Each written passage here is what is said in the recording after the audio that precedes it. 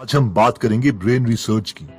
John J Medina एक development molecular biologist हैं, जिनका मेन रिसर्च एरिया है isolation and characterisation of genes involved in human brain development. John Medina ने अपना maximum professional career mental health को समझने में लगाया है और इसके बाद ही उन्होंने ब्रेन के बारे में 12 रूल्स लिखे अपनी बुक ब्रेन रूल्स में। और आज हम इसी बुक से ब्रेन रूल सीखेंगे और ऐसे मेथड सीखेंगे जिससे ब्रेन की परफॉर्मेंस 34% तक इंक्रीज की जा सकती है। So let's start with these amazingly researched brain rules. तो सबसे पहला ब्रेन रूल आता है exercise boosts brain power. Author 2 लोगों से मिले, जिम और फ्रैंक। इन दोनों की एज मिड 80s में थी। जिम व्हीलचेयर में अपना टाइम गुजारते थे, बिना बात के रोने लगते, दीवानों को घूरते रहते, बहुत कुछ भूल जाते। इन शॉर्ट बस अपने मरने का इंतजार कर रहे थे। लेकिन फ्रैंक इसके बिल्कुल ऑपोजिट थे। वो 80 के होने के बावजूद 80 के नहीं लगते थे। वो बहुत ही एक्टिव थे और अपनी लाइफ एंजॉय कर रहे थे। अब ऑब्वियसली फ्रैंक एक्सरसाइज करते थे, लेकिन रिसर्चर्स ये जानना चाहते थे कि क्या एक्चुअल में एक्सरसाइज की वजह से ही इनकी मेमोरी बेटर थी और कम बीमारियां थी, या फिर कोई और रीजन था।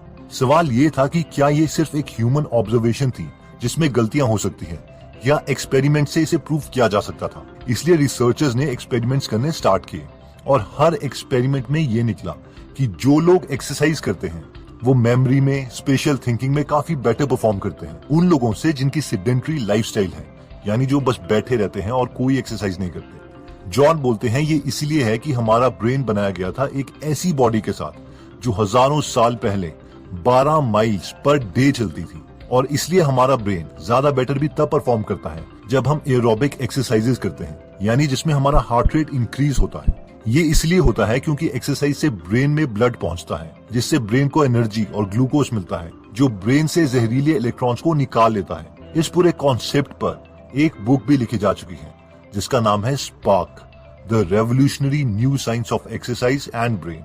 नेक्स्ट ब्रेन रूल आता है the human brain evolved to.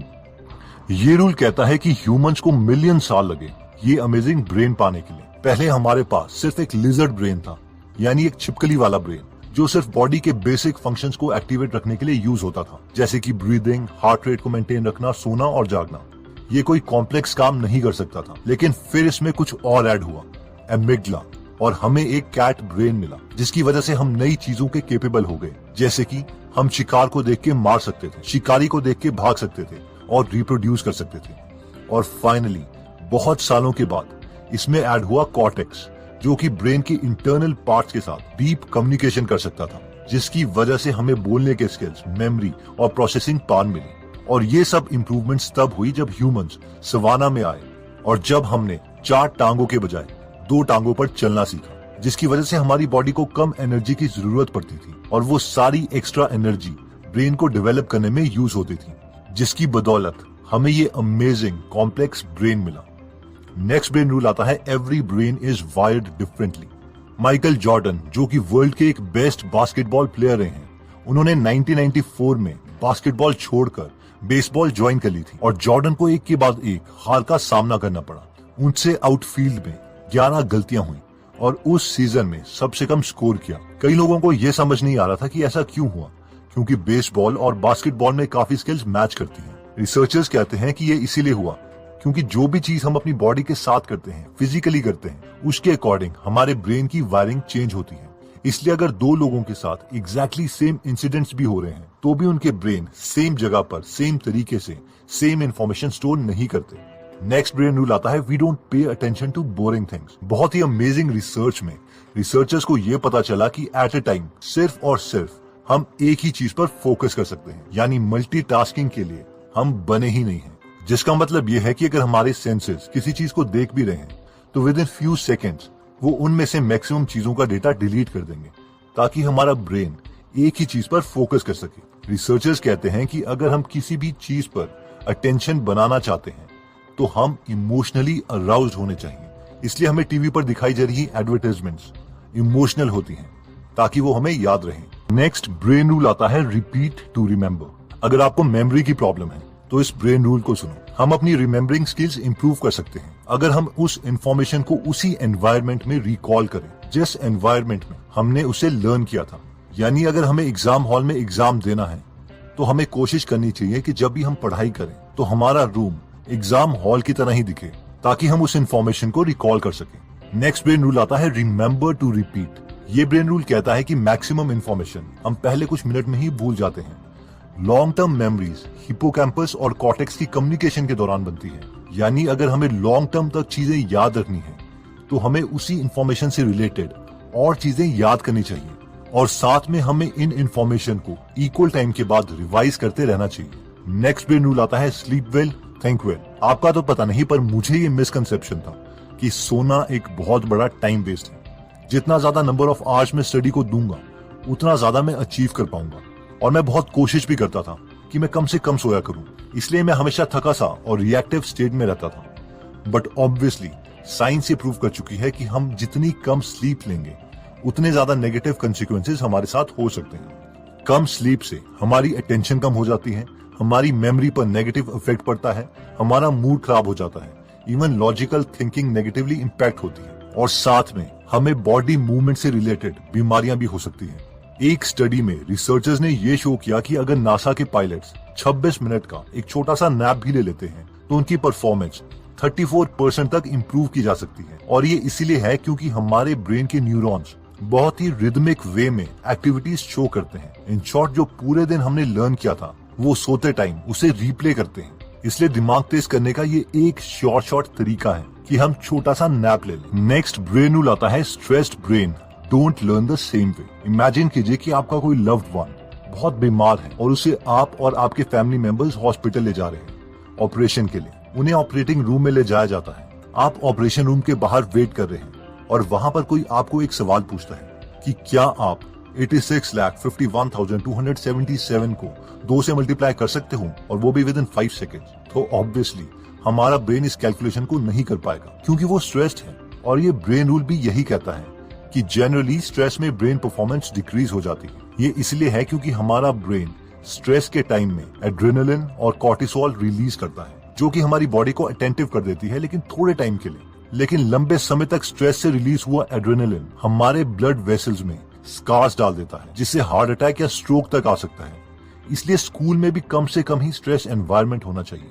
Next brain rule आता है stimulate more of the senses. ये ब्रेन रूल कहता है कि हमारी जितनी ज्यादा सेंसेस किसी काम में इन्वॉल्व होगी, हमें उतना ही ज्यादा याद रहेगा। मानिए कि रिसर्चर्स आपकी आंखों में पट्टी बांधते हैं और आपके नोज के पास एक नाशपाती का पीस रखते हैं ताकि आप उसे स्मेल कर पाएं, लेकिन आपको वो एक एप्पल का पीस खिलाते हैं। अगर वो इस कंडीशन में आपसे पूछते हैं कि आपको कौन सा फ्रूट खिलाया गया है, तो हम में से मैक्सिमम लोग कहेंगे कि हमें नाशपाती टेस्ट किया था। ऐसा इसलिए है क्योंकि हमने नाशपाती को स्मेल किया था, यानी एक सेंस ज्यादा यूज करी थी। इसी तरीके से अगर हम स्टडी करते वक्त रूम में एक पर्टिकुलर परफ्यूम या एयर फ्रेशनर यूज करते हैं, तो जब भी हम उस परफ्यूम को किसी और जगह सूंघेंगे तो हमें अपने स्टडी रूम की याद आएगी, और हो सकता है कि हमें स्टडी करने का मन भी कर जाए। नेक्स्ट ब्रेन रूल आता है vision Trump's all other senses. ये ब्रेन रूल कहता है कि हमारी सबसे डोमिनेंट सेंस विजन है, क्योंकि विजन हमारे ब्रेन के 50% रिसोर्सेज यूज करती है। यानी हमें सबसे ज्यादा मेमोराइज तब होता है जब हम पिक्चर्स को या वीडियोस को देखते हैं, ना कि रिटन और स्पोकन वर्ड्स को। इसे प्रूव करने के लिए आप एक एक्सपेरिमेंट कर सकते हैं। आप एक बेबी की टांग में एक रिबन बांध दो और उस रिबन को एक बेल के साथ बांध दो। थोड़े टाइम के बाद बेबी को पता चल जाएगा कि जब भी वो टांग हिलाती है तो बेल मूव करती है, जिससे एक आवाज आती है। अब थोड़े टाइम के बाद आप उस रिबन को काट दो। हर बार बेबी किक मारेगी। अब जब हर बार बेबी किक मारेगी तो बेल की आवाज नहीं आएगी, और शायद वो थोड़ी और जोर के किक मारे। अब वो थोड़ी देर के बाद बेल को घूरने लग जाएगी। इस एक्सपेरिमेंट का कंक्लूजन ये है कि हमारा ब्रेन पहले से ही एक विजन के प्री लोडेड सॉफ्टवेयर के साथ आता है। नेक्स्ट ब्रेन रूल आता है male and female brains are completely different. ये पॉइंट कहता है कि आदमी और औरतों का ब्रेन कम्प्लीटली डिफरेंट तरीके से काम करता है। यानी कि जब मेन और विमेन दोनों को बहुत ज्यादा स्ट्रेस लेवल में रखा जाता है तो विमेन ब्रेन का लेफ्ट हेमिस्फीयर एमिग्डला एक्टिवेट होता है और उन्हें सारी इमोशनल डिटेल्स याद आ जाती है। लेकिन मेन यानी आदमियों का राइट एमिग्डला एक्टिवेट होता है और उसे जिस्ट यानी किसी बात का कंक्लूजन याद आता है। और ये इसीलिए है क्योंकि विमेन जेनेटिकली कॉम्प्लेक्स हैं, क्योंकि उनके सेल में एक्टिव एक्स क्रोमोसोम्स अपनी मदर और फादर दोनों से आए हैं, लेकिन आदमियों का एक्स क्रोमोसोम सब अपनी माँ से आया है और वाई क्रोमोसोम में 100 से भी कम जीन्स अवेलेबल हैं। इसलिए मेन और विमेन सेम स्टिमुलस को डिफरेंट तरीके से सोचते हैं। अगर नेक्स्ट ब्रेन रूल आता है we are powerful and natural explorers. ये ब्रेन रूल कहता है कि ह्यूमन माइंड एक्चुअल में क्यूरियस माइंड है। ऐसा हम इसीलिए कह सकते हैं क्योंकि जब हम पैदा हुए थे तो हम पहले से ही प्री प्रोग्राम थे और हर चीज जानना चाहते थे। छोटे बच्चे सवाल पर सवाल पूछते रहते हैं। इसका मतलब है कि हमारी बेस्ट लर्निंग एक्टिव लर्निंग के साथ होती है, यानी एक्चुअल में चीजों के साथ एक्सपेरिमेंट करके, उसमें गलतियां करके और फिर कंक्लूजन पर आके। तो दोस्तों, इस वीडियो में हमने 12 रूल्स देखे। पहला था एक्सरसाइज बूस्ट ब्रेन पावर, यानी हमारा ब्रेन एक ऐसी बॉडी के लिए डिजाइन हुआ था जो 12 माइल पर डे चल सके। एक्सरसाइज से हमारी थिंकिंग स्किल्स इंप्रूव होती है, इसलिए move move and move. Next brain rule था the human brain evolve too, यानी ह्यूमंस को पहले लिजर्ड ब्रेन मिला, फिर हमें कैट जितने इंटेलिजेंट हुए और फाइनली ह्यूमन ब्रेन में कॉर्टेक्स ऐड हुआ, जिससे हम आज स्पेस में रॉकेट छोड़ रहे हैं। थर्ड ब्रेन रूल था every brain is wired differently, her brain different है और वो डिफरेंस आता है कि हम अपनी बॉडी से क्या काम करवा रहे हैं। नेक्स्ट ब्रेन रूल था we don't pay attention to boring things, क्योंकि हमारा ब्रेन सिर्फ एक ही चीज पर फोकस कर सकता है और इसलिए हमारे सामने जो भी हजारों चीजें आएंगी उनमें से हम सबसे ज्यादा इंटरेस्टिंग चीज पर ही फोकस करेंगे। नेक्स्ट ब्रेन रूल आता है रिपीट टू रिमेम्बर, यानी जब भी हम सेम एनवायरनमेंट में कोई चीज करते हैं तो जब भी वो एनवायरनमेंट दोबारा हमें दिया जाएगा तो हमें वो चीज याद आ जाएगी। नेक्स्ट रूल था रिमेम्बर टू रिपीट, यानी अगर लॉन्ग टर्म तक कुछ याद रखना है तो एग्जिस्टिंग नॉलेज से रिलेटेड कुछ नया याद करो और इन्हें टाइमली रिपीट करते रहो। नेक्स्ट रूल था स्लीप वेल थिंक वेल।